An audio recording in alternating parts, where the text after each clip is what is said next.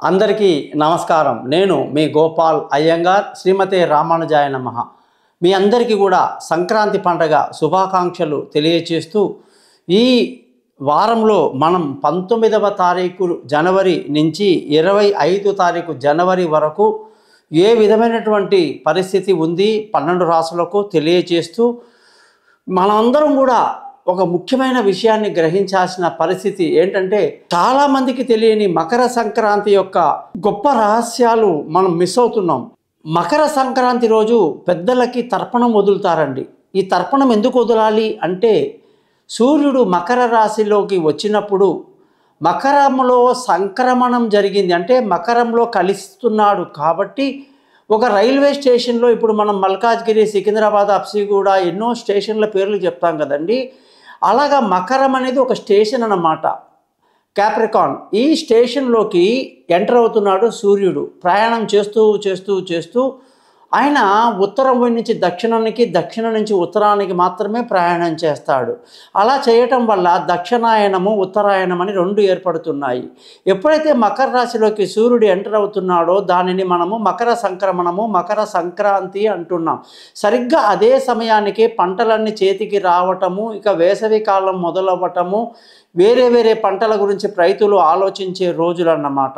పంటలన్నీ చేతికి వచ్చిన తర్వాత ధాన్యాలన్నీ కూడా చక్కగా సర్దుకొని ఆ ధాన్యాలు వచ్చిన సంతోషంలో ప్రపంచంలో ఉన్న మొత్తం రైతుల సంఖ్య దాదాపు 90% మంది వ్యవసాయం చేసే వాళ్ళే ఉంటారు. వాళ్ళందరికీ కూడా పండగ కాబట్టి ప్రపంచానికి ఇది పండగ. భారతదేశము వ్యవసాయ దేశం కాబట్టి ఇక్కడ పల్లెటూర్లలో కొన్ని లక్షల పల్లెటూళ్ళు ఉంటాయన్నమాట.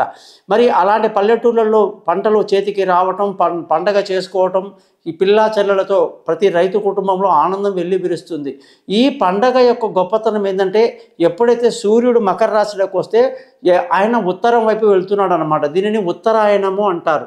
ఇక్కడ మకరం, కుంభం, మీనం, మేషం, వృషభం, మిథునం, కర్కాటకం అంటే 6 నెలల లోపల ఆయన కర్కాటక రాశిలోకి వచ్చేసరికి దక్షిణాయనం మళ్ళీ స్టార్ట్ అవుతుంది. 6 నెలలు ఉత్తరాయణం ఉంటుంది. ఉత్తరాయణము చాలా పుణ్యకాలం అంటారు. భగవద్గీతలో కృష్ణుడు సొంతంగా తన నోటితో అన్న మాట, ఉత్తరాయణ కాలములో మరణిస్తే చాలా చాలా మంచిది, వాళ్ళు సద్గతిని పొందుతారు అని చెప్పేసి చెప్పడం జరిగింది. ఈ విధంగా ఉత్తరాయణం యొక్క గొప్పతనం ఆల్రెడీ చెప్పడం జరిగింది. ఈ ఆయనంలో వెళ్ళడం కాబట్టి పితృదేవతలు ఎవరైతే పాపపుణ్యాలు చేసి పై లోకాల్లో, పితృలోకాల్లో ఉన్న వాళ్ళందరికీ కూడా ఇప్పుడు ఉత్తర ద్వారం తెరవడం వల్ల వీళ్ళందరూ ఎవరైతే శిక్షను అనుభవించి తమ యొక్క పాపకర్మలను అనుభవించిన తర్వాత వాళ్ళని మనము ఉత్తరం ద్వారా వాళ్ళని ఊర్ధ్వలోకాలుగా పంపాల్సి ఉంటుందన్నమాట. అందుకోసము మనమందరం కూడా ఈరోజు ప్రత్యేకంగా పితృదేవతలకి తర్పణాలు వదులుతాం.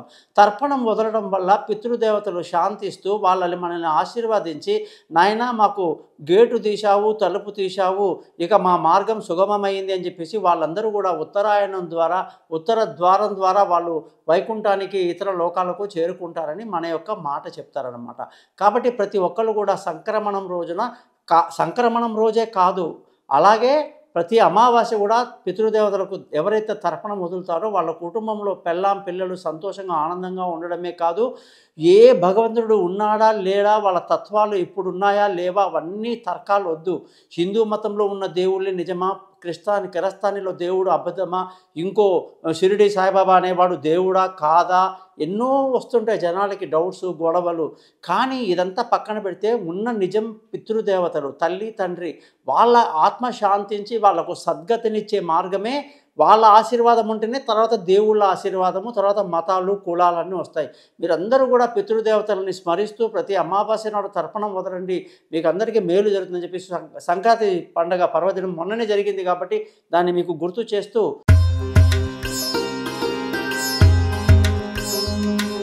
వృషభరాశి వాళ్ళందరికీ కూడా ఈ వారం 19వ తారీఖు జనవరి నుంచి 25 జనవరి వరకు చూస్తే మకర సంక్రమణం జరిగింది కదండి. దానివల్ల సూర్యుడు ఎప్పుడైతే మకర రాశిలోకి రావటం ఈ రాశి వాళ్లకు ఎంతో భాగ్యాన్ని ఇస్తుందన్నమాట, అదృష్టం అన్నమాట. పితృదేవతల ఆశీస్సులు ఈ వృషభ రాశి వాళ్లకు ఈ సమయంలో చాలా బాగుంటాయి. అంటే మీరు పితృదేవతలని ఈ సంక్రమణం దగ్గర నుంచి ప్రతి అమావాస్య రోజు కూడా వాళ్ళని తలుచుకొని వాళ్ళకు తర్పణాలు వదలటం వల్ల మీకు గొప్ప అదృష్టం వస్తుంది. అలాగే ధర్మాన్ని మీరు పాటిస్తూ ధర్మం రూపు వెళ్తారు, అదృష్టవంతులు అవుతారనమాట. 1000 మందిలో కూడా మీకు భాగ్యం అనేది కనిపిస్తుంది, మిమ్మల్ని ఏరికోరి జనాలు ఎంచుకుంటారు. అటువంటి పరిస్థితి ఈ రాశి వాళ్లకు జరుగుతుంది. విలువైన ఇల్లు, వాహనాలు, వస్తువులు, భూములు అన్నీ కూడా గతంలో కొంత ఇబ్బందికరంగా ఉండింది, ఇప్పుడు చాలా పాజిటివ్గా ఉంది. కాబట్టి మీరు అన్నీ కొనొచ్చు, అమ్మొచ్చు, మంచి లాభాలు ఉంటాయి.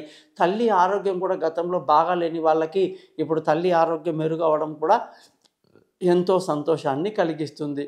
మరి వృషభ రాశి వాళ్ళకి పదవి లాభాలు ఉన్నాయి, ఇంటర్వ్యూలు సక్సెస్ అవుతాయి, కొత్త ఉద్యోగంలో అవకాశాలు, ఇంటర్వ్యూలో మంచి పేరు తెచ్చుకొని అందరికీ ఆదర్శంగా ఉండడము, పేరు ప్రఖ్యాతలు సంపాదించుకోవటం లాంటివి, పెద్దల ఆశీస్సులు బాగా ఉండడం, ప్రమోషన్లు, ఇంక్రిమెంట్లు, వీసా టైంకి రావటము, ఇవన్నీ కూడా ఎంతో ఆనందాన్ని కలిగిస్తాయి అన్నమాట.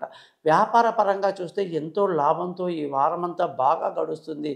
వ్యాపారంలో అనేక రకాల వ్యాపారాలు వీళ్ళు చేయొచ్చు. ముఖ్యంగా ఎడ్యుకేషన్ డిపార్ట్మెంట్, టీచింగ్ లెవెల్లో ఉన్న వాళ్ళకి అనేక శుభాలు కూడా అన్ని రంగాల్లో వాళ్ళకు ఉన్నాయండి. కానీ టీచింగ్ అనేది ఎక్కువ ఉందని చెప్తున్నాను అంతే. ధన ఆదాయం దగ్గరికి వచ్చేసరికి అష్టమ స్థితిలో ఉన్నటువంటి గ్రహం వల్ల డబ్బు మనం గట్టిగా ప్రయత్నం చేస్తే కానీ రాదు. ఎంత ట్రై చేసినా కూడా కొంచెం పర్స్యూ చేయాలి, మనం రెగ్యులర్గా వెళ్ళాలి. పనుల మీద డిపెండ్ అయితే డబ్బులు రావు.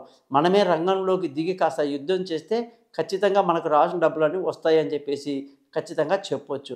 ముఖ్యంగా ఈ వారంలో వీళ్ళకి దూర ప్రయాణాలు, అలాగే ఏదైనా విదేశాలకు వెళ్ళడం లాంటివి కొంచెం కఠినతరంగా ఉంటాయి. ప్రయాణాల్లో అంత అనుకూలత లేదు. తెలివి తక్కువ నిర్ణయాలు చాలా తీసుకుంటారట ఈ రాశి వాళ్ళు ఈ వారంలో. అందుకే జాగ్రత్తగా ఉండాలని చెప్పి వృషభ రాశి వాళ్ళకి చెప్పడం జరిగింది. ఆరోగ్యపరంగా కూడా కొంత జాగ్రత్తలు తీసుకుండాలి. బంధువులతో, స్నేహితులతో బాగా ఎంజాయ్ చేస్తారు, విందులు వినోదాల్లో పాల్గొంటారు, మీరు ప్రతిభని 10 మందికి గుర్తింపించినట్టుగా చేస్తారు. అన్నీ అద్భుతంగా ఉన్నాయి.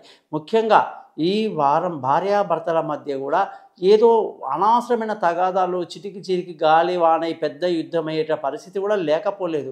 అందుకే నేను అనేది ఏంటంటే ఇక కొన్ని రోజులు మనమంతా కూడా శాంతంగా ఉంటే మంచిది. లేనిపోని గొడవలు, ప్రాబ్లమ్స్ రాకుండా భార్యాభర్తల మధ్య జాగ్రత్త వహించాలి. దూరంగా ఉన్న వాళ్ళు ఇప్పుడు కలుసుకోవడానికి అవకాశం లేదు, ప్రేమికులకు అనుకూలంగా లేదు, పెళ్లి కాని వాళ్ళకి పెళ్లి కుదిరే సమయం కూడా ఇప్పుడు పెద్దగా కనిపించట్లేదు. కొన్ని రోజులు ఆగితే చాలా మంచిదని చెప్పడం జరిగింది. అలాగే ఈ రాశి వాళ్ళందరికీ కూడా పార్ట్నర్షిప్లో లాస్ వచ్చే సమయం అన్నమాట.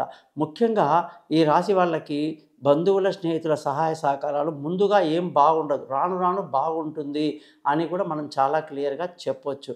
ఈ రాశి వాళ్ళందరూ కూడా ఓపెల్ రాయిని ఎందుకు ధరించాలి అంటే రాశి పరంగా ధరించాలి. అదే ఇందులో కృతికా నక్షత్రంలో పుట్టిన వాళ్ళు మాణిక్యం రాయిని, రోహిణి నక్షత్రంలో పుట్టిన వాళ్ళు చంద్రశిల అనే రాయిని, మృగశిర నక్షత్రంలో పుట్టిన వాళ్ళు తెల్ల పగడం అనే రాయిని జపాలతో చేసినవి రెడీగా ఉంటాయి మా దగ్గర.